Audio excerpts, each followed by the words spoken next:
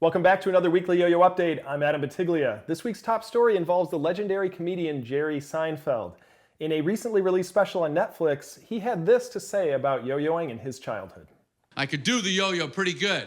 And I read about the yo-yo and found out the yo-yo was originally invented as a weapon in the Philippines. An interesting and an obscure piece of information.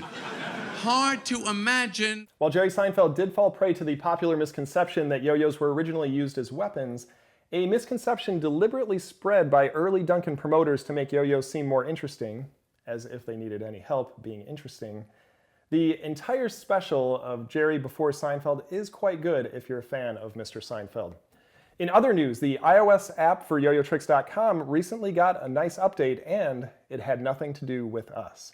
If you go ahead and update your iOS device to iOS 11, you will notice brand new skip forward and back 15-second buttons that will allow you to see tricks a whole lot easier if you need to replay them in order to learn your tricks.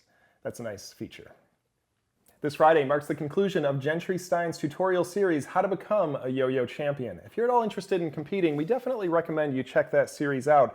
But this Friday's video forms the capstone, how to become a sponsored player. This is a question we know that has been on a lot of your minds, and Gentry gets into the relationship between players and companies and how sponsorship really works from the inside.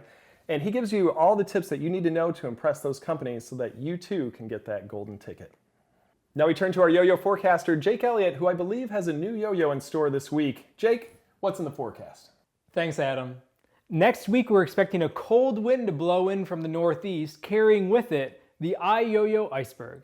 That's right, next Tuesday on October 3rd, German Unity Day, the Yo-Yo Iceberg is hitting the yoyotricks.com store.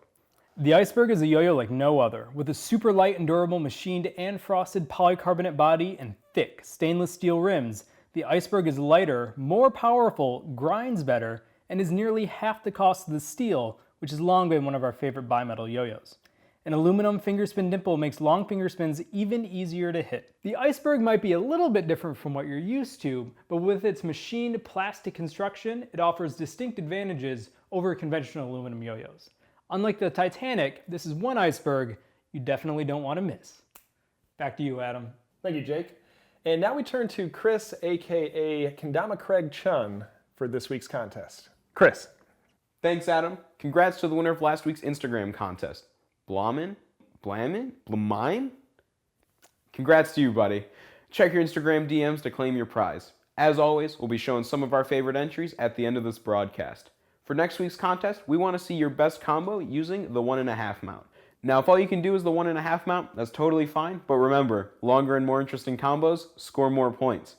For this week's contest, we want you to use the hashtag YoTricksContest15. Go check out yoyotricks.com/instacontest for the full list of official rules. That's all we have for you on contests this week, folks. Back to you, Adam. Thank you, Chris.